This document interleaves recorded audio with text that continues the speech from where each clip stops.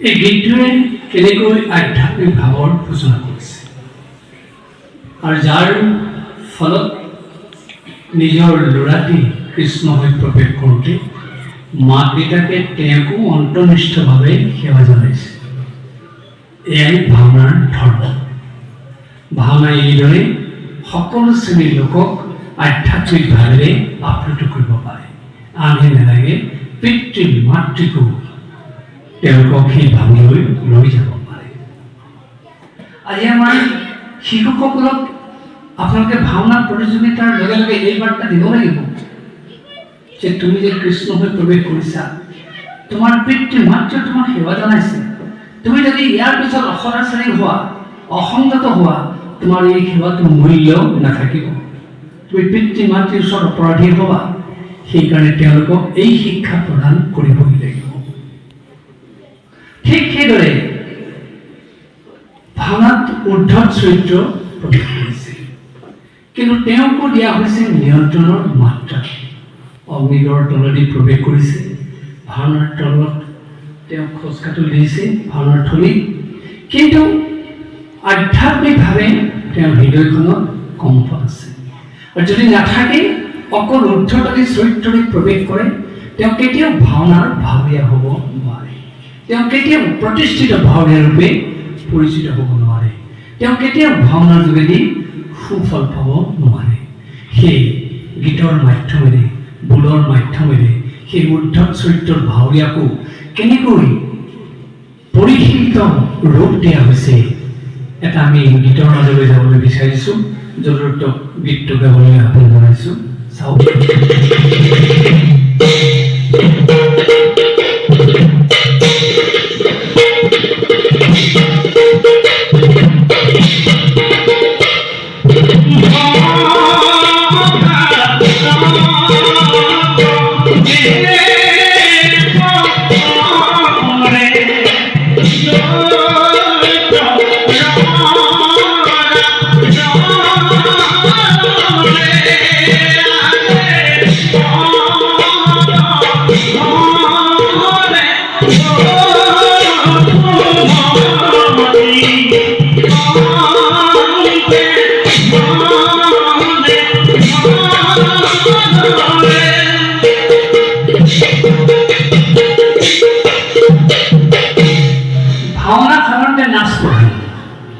অংকীয়া ভাওনাই মাফি আদৰ্শ দিছে, প্ৰৱেশ প্ৰস্থানত নাচ আছে, আনে নালাগে খং কৰোঁতে যুদ্ধটো নাচ আছে, বিলাপ গাওঁতে নাচ আছে, আৰু সংলাপ মাথোঁতেও নাচ আছে, স্তুতি কৰোঁতেও নাচ আছে।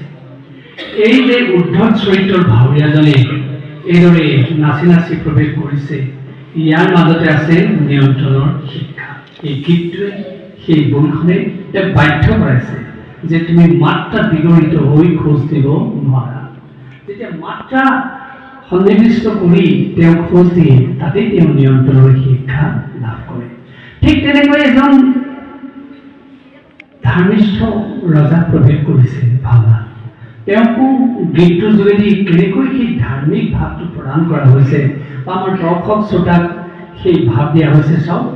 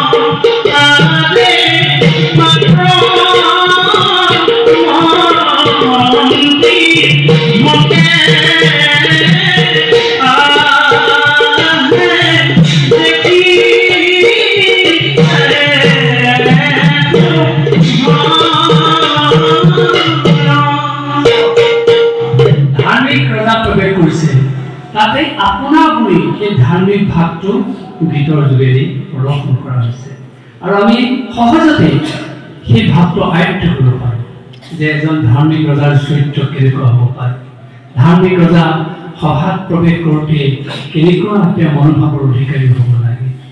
ঠিক সেইদৰে আমাৰ ভাওনাত খং উঠা প্ৰক্ৰিয়া আছে। কেতিয়াবা দুটা দলৰ মাজত যুদ্ধ হয়, কেতিয়াবা কোনো ভাৱৰীয়াই যুদ্ধ কৰে, কিন্তু পোনে পোনে যুদ্ধ কৰি নিদিয়ে। আমি আগতেই কৈছোঁ ভাওনা নাচ প্ৰধান, তেওঁলোকে যুদ্ধ কৰোঁতেও নাচেৰেহে যুদ্ধ কৰে। ধনুযুদ্ধ নাচ বেলেগ, গদা যুদ্ধৰ নাচ বেলেগ, ত্ৰিশূল যুদ্ধৰ নাচ বেলেগ, তৰোৱাল যুদ্ধৰ নাচ বেলেগ, মল্ল যুদ্ধৰ নাচ বেলেগ। কিন্তু আজিকালি কোনো বেয়া নাপাব, একেকাৰ কৰা হৈছে। এই যুদ্ধৰ বাজানাবিলাক নোহোৱা হৈছে। যুদ্ধ কৰাৰ আগমুহূৰ্তত দুখন ৰাজ্যৰ মাজত যেতিয়া তয়াময়াৰ যুদ্ধ লাগে, তেওঁলোকে পোনে পোনে যুদ্ধ কৰি নিদিয়ে, যুদ্ধ ক্ষেত্ৰলৈ যাত্ৰা কৰে। আমি যিকোনো কাম এটা কৰিবলৈ যাওঁতে আমি যাত্ৰা কৰোঁ, মাংগলিক মন্ত্ৰৰে আমি উদ্ভাসিত হওঁ, তাৰপিছতহে আমি যাত্ৰা কৰোঁ। এই দুখন ৰাজ্যৰ দুটা দলে যেতিয়া যুদ্ধ কৰিবলৈ যাব, যুদ্ধ যাত্ৰাৰ প্ৰসংগত তেওঁলোকে কেনেকৈ সমাহিত ভাৱেৰে যুদ্ধ যাত্ৰা কৰে, তাৰ এটা গীত আৰ্হি আমি গুৰুত্ব দিবৰ কাৰণে আহ্বান জনাইছোঁ।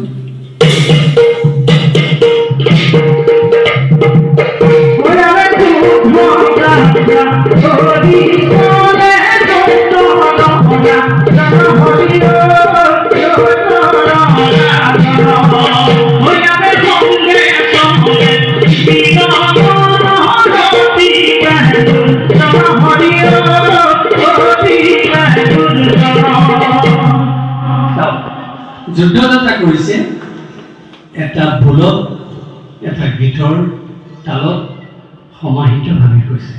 তাত যদিও উগ্ৰ ভাৱটো আছে, তাৰ মাজতে তেওঁক নিয়ন্ত্ৰণ কৰা হৈছে। ঠিক তেনেকৈ দুজনে যেতিয়া যুদ্ধ কৰিছে বা দুটা দলে যুদ্ধ কৰিছে, তাতো আছে সেই নিয়ন্ত্ৰণৰ মাত্ৰা। আমি এটা যুদ্ধ প্ৰয়াস কৰিবৰ কাৰণে জৰুৰীত আহ্বান জনাইছোঁ।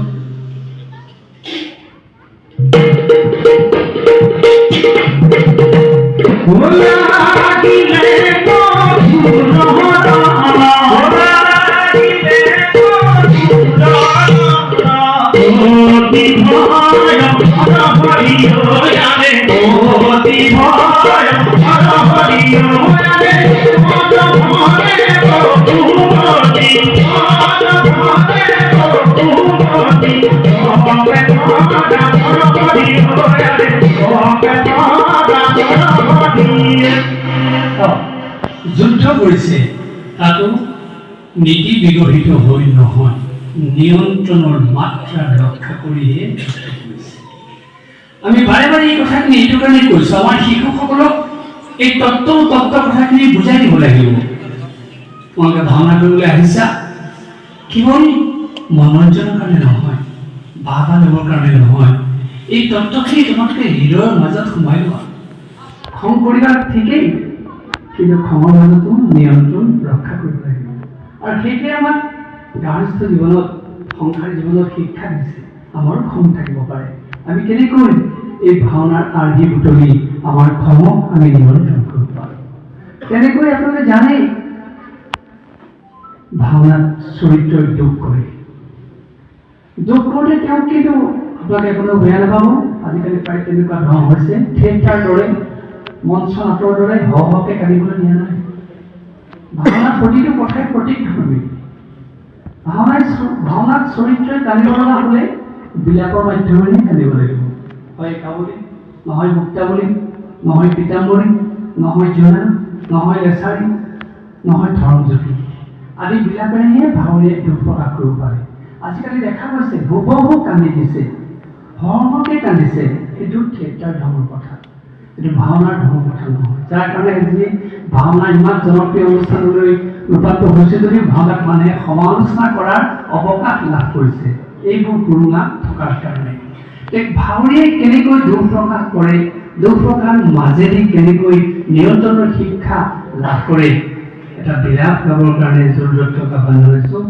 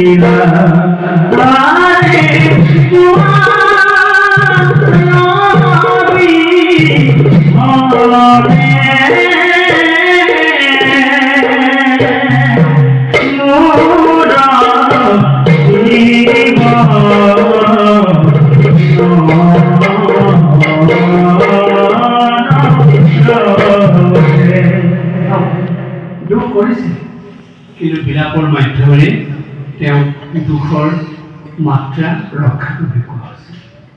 সেইদৰে আমি ভগৱন্তক স্তুতি কৰোঁ, স্তুতি কৰোঁতেও কিন্তু আমাক নিয়ন্ত্ৰণৰ শিক্ষা দিয়া হৈছে। শাক্তপন্থীসকলে দুৰ্গা পূজাৰ সময়ত বা বিভিন্ন পূজাৰ সময়ত উদাত্ত স্বৰেৰে শ্লোক মাতি ভগৱন্তক প্ৰাৰ্থনা কৰে। কিন্তু আমাক ভাওনাৰ যোগেদি কোৱা হৈছে তুমি ভগৱন্তৰ চৰণত প্ৰাৰ্থনা কৰোঁতে অতি বিনীত হৈ প্ৰাৰ্থনা কৰিবা। আমাৰ সত্ৰত এক ভীষ্ম সৰসজ্জাত পৰি থাকোঁতে ভীষ্মই যেতিয়া কৃষ্ণক স্তুতি কৰিছিলে, সেই স্তুতিটো কেনেকুৱা আহি আছিল তাৰ অকণমান আপোনালোকৰ লগত আমি গাই শুনাইছোঁ।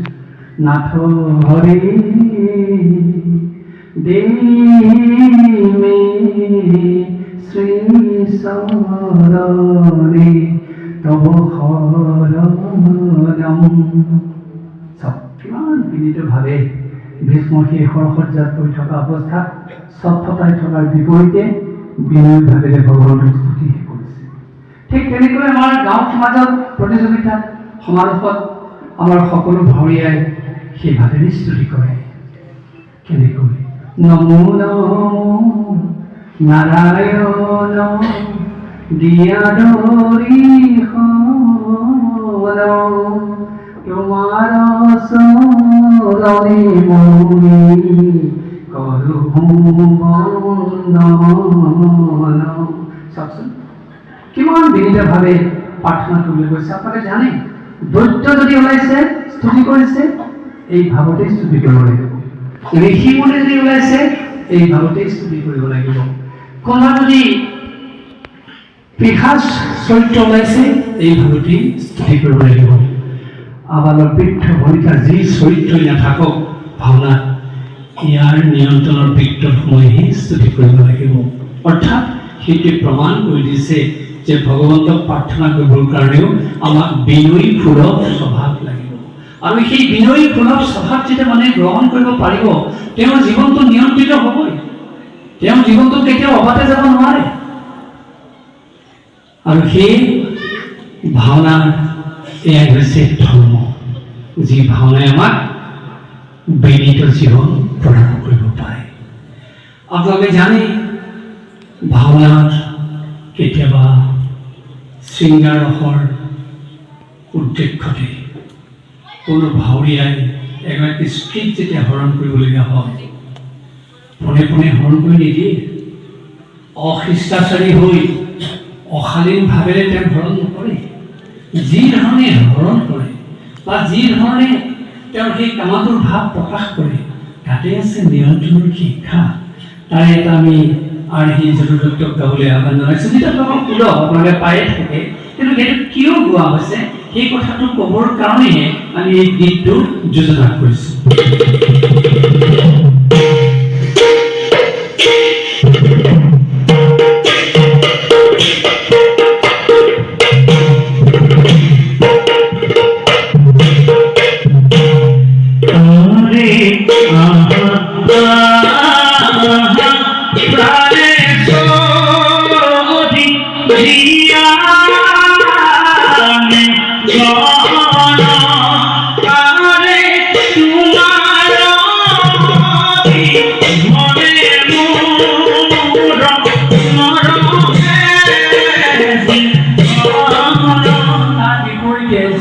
স্ত্ৰীয়ে আঁতৰত প্ৰাৰ্থনা কৰিছে, স্বামীক বিচাৰিছে, জ্যেষ্ঠজনক বিচাৰিছে, সেই গীতটোৰ লগতে গাই দিয়ক।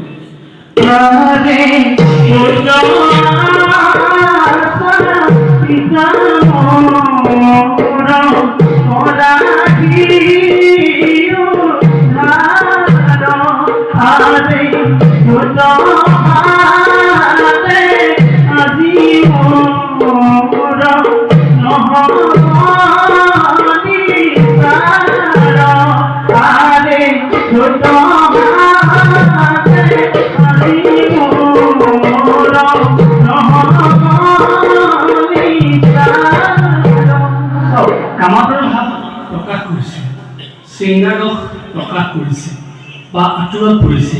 কিমান নিয়ন্ত্ৰণৰ মাধ্যমতে সেই ভাৱ প্ৰকাশ কৰা হৈছে। এই গীতটো তাৰ জ্বলন্ত উদাহৰণ। ঠিক তেনেকৈ ভাওনা আচলতে এটা পৰিশীলিত অনুষ্ঠান।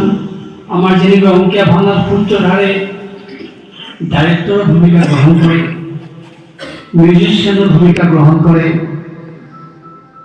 তেনেকৈ বাদ্যযন্ত্ৰীৰ ভূমিকা গ্ৰহণ কৰে, ডেন্সাৰ নৃত্যকাৰ ভূমিকা গ্ৰহণ কৰে।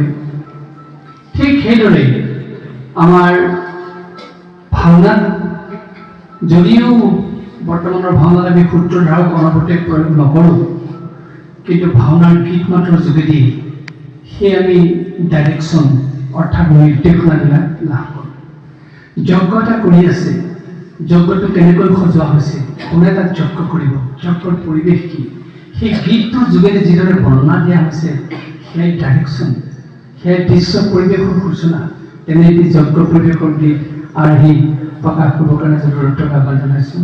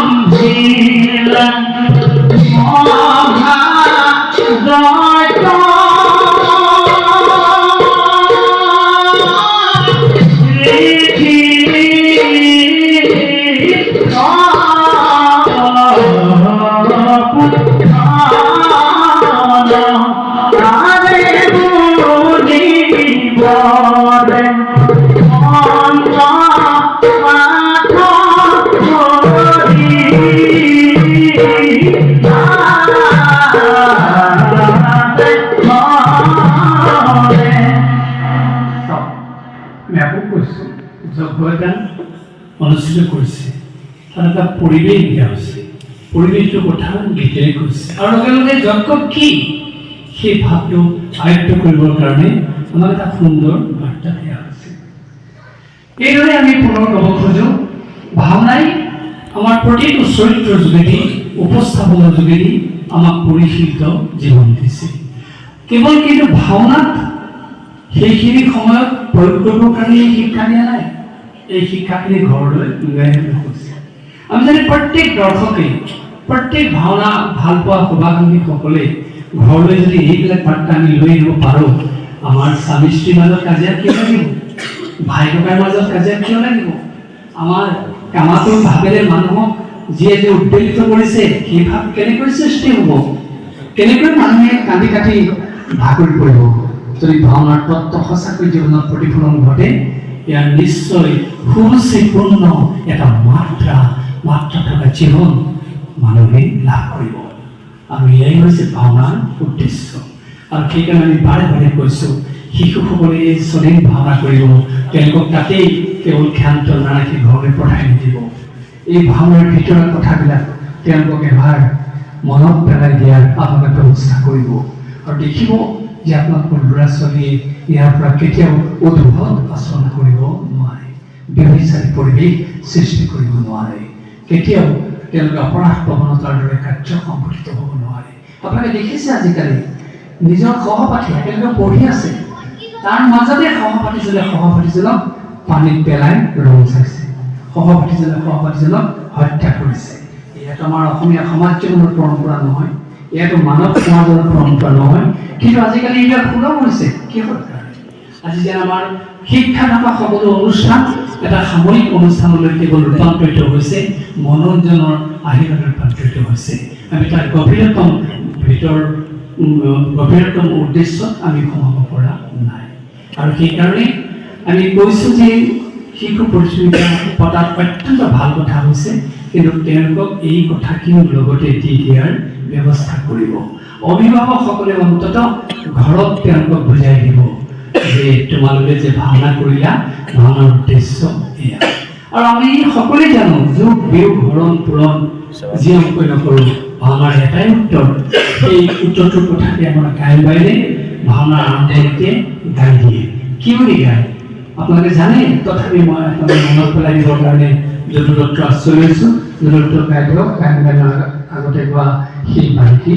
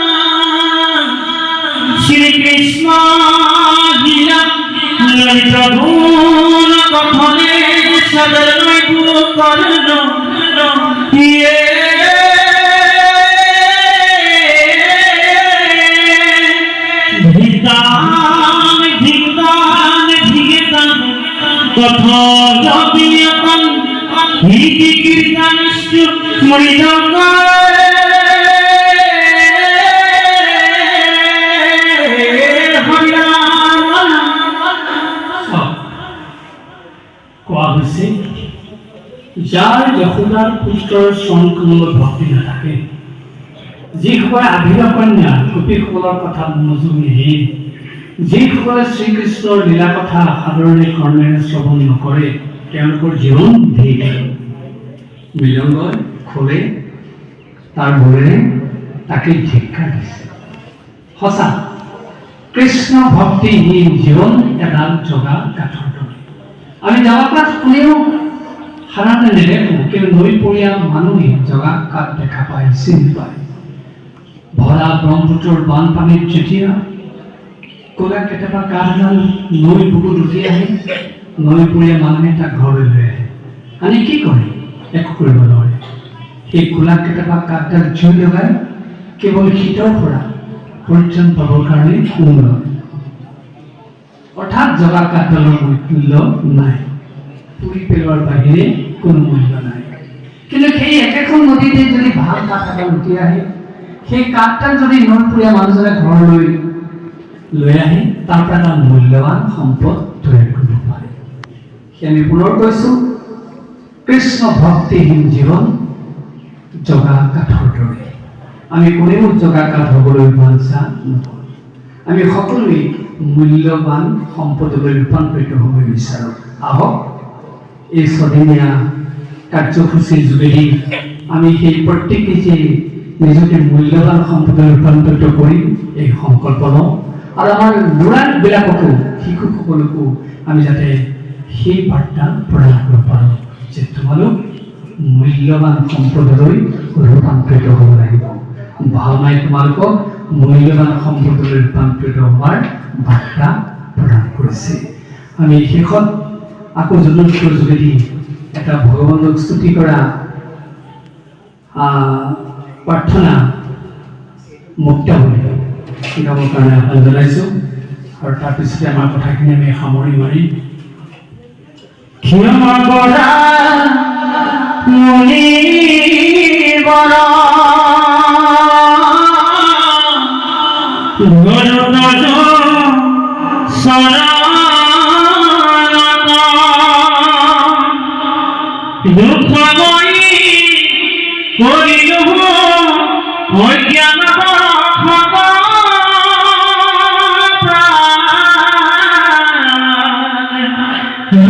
হৰি হৰি হৰি হৰি হৰি। এই স্তুতিৰে আমাৰ ভাৱ হৈ যেনেকৈ প্ৰাৰ্থনা জনাই ক'ৰবাত দুখ হ'ব পাৰে, সেই দুখখিনি তুমি ক্ষমা কৰা, সেই ত্ৰুটিখিনি ক্ষমা কৰা। আমিও আপোনালোকৰ ওচৰত এই নিবেদন জনাইছোঁ, আমাৰ কথাখিনিৰ জৰিয়তে যদি কিবা ভাওনাৰ থলীত আমি অপৰাধ কৰিছোঁ, তাৰ কাৰণে আপোনালোকে যাতে ক্ষমা কৰি দিয়ে। আমি আশা কৰিছোঁ ছদিনীয়া কাৰ্যসূচী অনুষ্ঠিত কৰিবলৈ লোৱা এই জোৰা গাঁৱৰ বৰনামঘৰত অনুষ্ঠিত হ'ব লগা শিশু প্ৰতিযোগিতাৰ ভাওনা সমাৰোহ, আকৌ কৈছোঁ গতানুগতিক ভাওনা প্ৰতিযোগিতা নহয়, ই এক আদৰ্শ থকা ভাওনা অনুষ্ঠানলৈ ৰূপান্তৰিত হ'ব।